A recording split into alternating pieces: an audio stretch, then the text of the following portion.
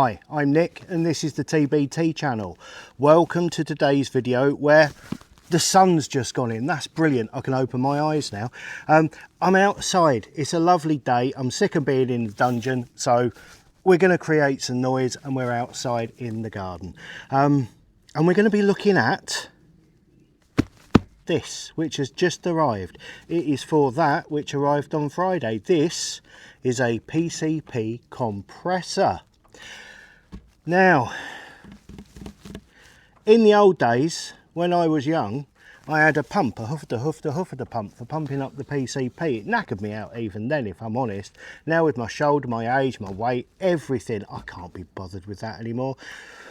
I borrowed a pump from a gun shop. I'm repairing the FX Maverick. They lent me a gun pump to test to see if I fixed the leak. When you first pump up a gun, initially, you have to get quite a bit of air in there fast with the valve open, so you have the gun cocked fast, getting some air in there, otherwise it will peas out. You can't do that with a pump. I've also had dive bottles in the past. Now, dive bottles are great, but if, like me, you live 100 miles from the sea, there's not many dive shops around here, so getting one refilled would be an issue. And with today's guns taking 300 and some even 350 bar of pressure, you're not going to get many fills before you can't properly fill your gun. So I thought I'd get a compressor. I was quite shocked when I went on interwebs to look at how much compressors are, because they start from a couple of €100, it's about 160, 170 quid, up to 1,000, okay, and everything in between. I didn't want to spend 1,000 on a pump because springs is my thing. I enjoy shooting PCPs and I expect I'll be shooting this one a lot for various things. But £1,000 on a pump. Maybe if I was doing more repairs it'd be justifiable, but it wasn't. But likewise, I didn't want to get a 200 quid one, well, €200 one, 170 quid one, in case it was just gash. Oh, now look, we've got a breeze at the moment. You'll notice I've got my little furry thing on my microphone today, my little Robinson's hat. I don't know if it's going to work or not. We'll see, because normally when I do a video outside, the reason I have not done them for a while is because all people say is, oh, well, I can hear the wind. But we'll give that a go, a little furry cover on that. So the cheap ones, I didn't want to get a cheap one because I will be using it quite a bit, but I didn't want to get £1,000 one because I don't think I'll be using it that much. So I've gone for something in between. Now, we'll take it out of the box. I will say though that the cheap ones, my friend Joe of the HW90 that I've repaired, when I went to take that back to her at the weekend with this, we filled this up with her cheap one. It worked fine. There was nothing wrong with it. So, you know, I did ask on a forum which pump I should get. Everybody said get the £1,000 one. Yeah, that's lovely. But as I say, that was not really an option. So I've gone for a middle of the range one. Hopefully it'll be better quality and last longer than a really cheap one, and do almost as good a job as the really expensive. Well, that's always the thought, isn't it? So here it is. It is a GX. Now, it's a GX CS3. And you can use it from 12 volts or 240 volts. Or at least I'm hoping you can. Because this says DC 12 volt vehicle mounted high pressure. I've got inverters, so that's not an issue, but I thought it would plug straight in. Maybe it doesn't. And I've got many instructions in here. Now, this is all new to me, so we're going to go through this together. I'm thinking maybe if you're watching this, you don't have a pump. Maybe you do have a pump. I don't know.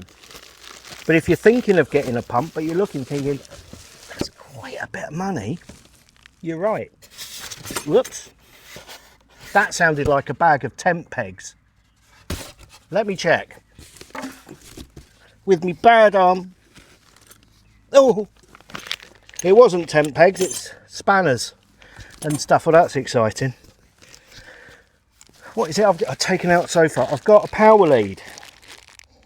I have two power leads. I have a UK and an international power lead.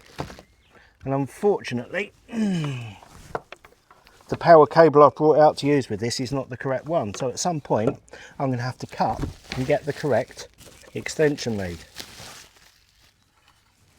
What's this I have here?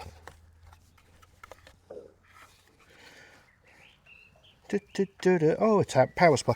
So it's basically an inverter by the look of it. I've got a positive and a negative there, and I've got a 240 input there. So that should mean I have connectors in here that will transfer from 240 AC to 12 volt DC, and it'll work, which is good. Let's put that bag to one side, put those to one side, and let's get the actual pump out.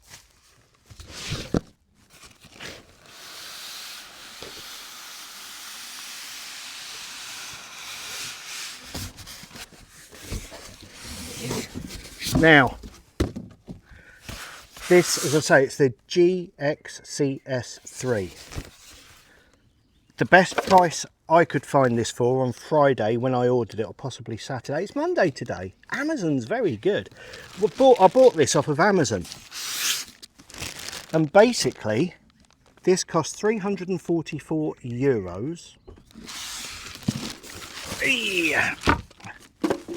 Including a 2-year warranty, and that's an Amazon warranty. And from past experience with Amazon warranties, because you warranty it with Amazon, something goes wrong, you just get a refund or you send it back, or a replacement.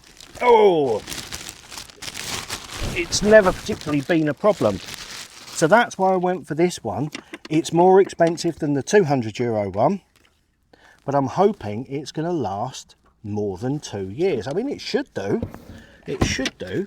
No reason why things shouldn't nowadays. So what have I got in here? I've got, is that 1/4 inch BSP? Is that what that's called? With a little dust cap on it, which is nice. Stop crud getting down inside of that. So that goes there.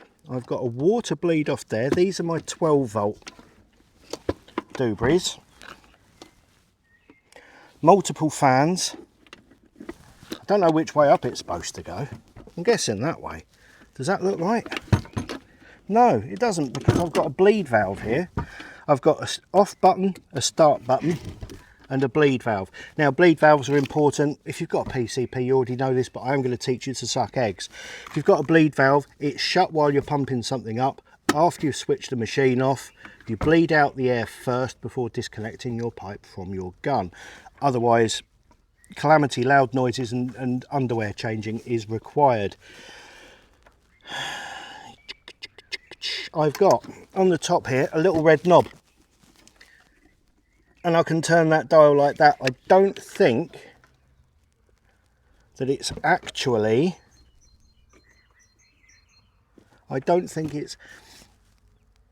a cut-off as such. It's just a needle to work up to. So let's see, I'm setting that to 250 bar because that is allegedly what my gun wants to fill to. Let's read the instructions, see if we can get this thing working. Oh, automatic number one in peculiarity. I do love Chinglish instructions, because this section is called peculiarity. Number 1, automatic stop pressure value can be set arbitrarily. I'm going to have to get a dictionary out and check that one. 2, built-in oil water separation. 3, triple safety protection device, pressure gauge, pressure limiting, safety valve, pressure limiting, explosion proof, film pressure limiting. Explosion proof. I do like to be proofed from explosions. I've got a rotatable joint. Arbitrarily adjust the inflation angle. I've used it a couple of times without really knowing what it means. I'm not sure they know what it means, but it sounds damn good. Arbitrarily adjust the inflation angle. Beautiful and convenient storage tray. I'll look for that in a minute. Oh, woo! Hey, is that it? No, that's another on-off switch. Where's my beautiful storage tray? Maybe that's my beautiful storage tray that holds the 12 volt leads. SAIC in capitals is fast. The vibration is small, the sound is small. So there we go. That's my peculiarities. I've also got technical parameters, but do I need to tell you those? 8 litres a minute of air output, loading speed 0.5 litre, blah blah blah, for half a litre, which I think this is in total. That's 500, so I've got 600 here, but for 500 from 0 to 300 bars takes 18 to 20 minutes. That's not bad. From 200 bars to 300 bars takes 6 to 7 minutes. Now, I know, because I've been shooting this, I was going to do a from empty fill, but then I filled it, and then I've been using it because I was impatient. I have got 140 bar, according to the gauge in this gun. So we're going to do a 140 to 250 bar, I think. Let me check. Maximum working pressure, 4,500 psi, which is 300 bar on that dial. So I can take it to 250. I'm still only going to use 250. I keep reading this is a 300 bar gun. I'm not going to be the one to test that. I don't need to. I'm going to have the pump here at home. I'm going to shoot it here at home. When it needs air, I'll plug it in and use the air. Okay, instructions. After opening the box, please read the instructions. Table 1 complete. Testing. It has been tested before leaving the factory. Toggle the red switch, the fan starts working, press the start switch to start the machine. Note, the car air pump must connect the positive electrode to the red line and negative electrode to the black wire. Okay. Okay. And then use the conversion power supply, has built-in toggle switch on the side, accessory kits, and then just parts diagrams. That's it. I think I'm going to pause this here. I'm going to get the correct lead. I'm going to plug it in, and then we're going to pump this bad boy up. I'll be right back. Okay, I've double checked the instructions properly. You should always do that. I've got the correct earth extension cable here, which I've plugged my mains into my inverter here. I will say I like the way those are embedded in there, the correct shape, so they're not stuck out where they're going to feel or look like they're going to get knocked off. I've got the unit here. I have my plug, my BSP. Now what I did there, I quickly flicked this on and off to make sure my extension was working. And what I didn't realise was that put just a tiny amount, but some pressure in there, which made me jump. I should have done my bleed valve thing. Safety first. Fool. I do these things so you don't have to. So I did a quick flick on and off. I haven't plugged it into the gun yet, so I'm going to expose my filling probe. That is my little 44 caliber cover that I made in Monday's video. If you watched that, if you didn't, what's wrong with you? Go back and watch it. You'll find out where I'm getting to on this gun, the progress I'm making. And I am making progress on this gun. So that's plugged in. So now I want to check that my valve is indeed shut. I'm going to switch on my mains. My inverter starts to whir with the cooling. I'm going to switch on my pump. The fan starts for the cooling. Now I'm going to press start. And the needle is immediately going up and up to 100, 140, and it stopped. So we've reached an equilibrium between the tank the compressor and the gun. I'm going to set my stopwatch, and now it's going to fill.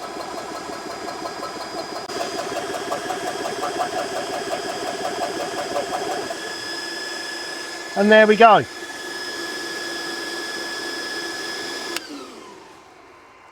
There we go. That is showing me 5 minutes and 15 seconds. Switch that off as well. 5 minutes and 15 seconds. And that's taken this gun with a 500cc bottle here and a 95cc plenum at the back. That's taken it from 140 bar to 250 bar. Now what I should do is, first of all, bleed the system. You want to give it a little bit of a crack to start with so that it shuts the valve nicely inside of the filler there. And what you do is you leave this for 5 minutes. Sorry, you're actually leaving this for 5 minutes to cool down, because the pressure will decrease by a small amount. So you let it cool down and then top it up again to your 250 bar. So that is what I am going to do once I have finished this segment, which I'm going to do now, hitting pause. And this is a little bonus section that may or may not make it into the final cut that you see on YouTube. This is the FX Maverick that came to me with a leak, and the leak was from the filler probe. I've put some PTFE tape, I've had it apart, checked it, changed a couple of O-rings, put PTFE tape on the threads, things like that. It may have fixed it, it may not. But with a hoof-to-hoof hand pump, I couldn't check. So what I'm going to do now is pump this up and see if we get anything at all into it. This is a good test. It may just be the gun's leaking, it may put air in there, it may put air in there quicker than it leaks out, which means it'll build up pressure. But stopping my stopwatch, because that is on 0, and that is a huge bottle on the front of there. We'll see if we can get any power at all into it. So power on into my transformer, close my bleed valve, switch on my power, press start. Let's just give it a few minutes to see if we get any pressure. Hey, there we go. Let's switch that off. Let's switch that off. And let's bleed the system. There we go. Now, I've filled that to 150 bar. Simply because I don't know if this is still leaking. So I'm going to leave it at 150 bar and leave it overnight. If it's working, take it back to the gun shop, give it to a man, say, there you go, and see what else he's got for me to bring back and do a video on. But I think, I don't know, do you know what? I forgot to start my stopwatch when I did this one. It's been about 7 or 8 minutes to get it from 0 to 150, but that is a big old chunk of a carbon tank on the front there. And it was just enough time to have a chat with Daniel about a couple of K98 breech seals, which I am going to sort out. As soon as I've finished with this, I'll be on to Germany and see if I can find some for you. So there we go. I've just done 2 guns, one 140 to 250, and then one 0 to 150, back to back in full. You know, I wouldn't have done this in full sunshine if I'd have put my thinking head on before I started it. But the air, I've been feeling the air periodically coming out the fans. Warm, not hot. The unit is warm from the sun. It doesn't feel in any way hot, and it switches off on 2 different pressures. I set it to 250 for this, 150 for that, and it switched off automatically. Now, I don't know how much a dive cylinder is nowadays, but I can't think it's going to be any less than 200 euros. And then you've got to get it filled up, and then you've got to get it tested. And you know, each time you get it filled up, you've got to drive over and get it filled up. And with new guns like this one being 250 bar, some of them 300, 350 bar, you're not going to get many fills at all out of a dive bottle before you're getting less than your amount of shots each time. And my CDO couldn't cope with that. If it's not up to the maximum, it's like, well, I can't put a small amount of fuel in a car. I have to run it till it's empty, and then I have to fill it till it's full. That's just one of those things. It's a me thing, I know, but for me, this is wonderful. I'm absolutely sold. Now, I am sold because I bought it. I paid for this with my own money, and it's the first day. You know, we could be talking in a few weeks' time, a few months' time, a year's time, and say, well, that was a load of crap, wasn't it? I hope not. I genuinely hope not. Because, joking aside, one of the worst things about PCPs is charging them. This has just made that so easy. And that is it. That's all I've really got to tell you about this pump at the moment. We've pumped up this gun, which I'm now going to shoot. I've pumped up that gun, which I'm now hoping is going to hold all of its air. And I'm going to continue using this. And when I do my shooting videos on this, I will let you know how I'm getting on with this. And we will keep an eye on it into the future. If you have a pump, in fact, this is one of the things I was asking people's advice on pumps. Everybody needs, if you're thinking of investing a chunk of money in a compressor, which all of them are made in China. You know what I mean? They're all made in China. So you want a good one. So if you've got a compressor, tell us which one you've got. Tell us why it's great. Tell us why it's not great. Tell us the things you like. Tell us which one you think you should have bought. We will all benefit from that. You may be watching this thinking, oh, I wish I'd not bought this one. Tell us. The other couple of thousand people watching this video will read it and go, do you know what, you've just saved me 100 quid. Tell us these things, we can share it. Like, subscribe, hit notifications. I'll speak to you all again next time. Goodbye.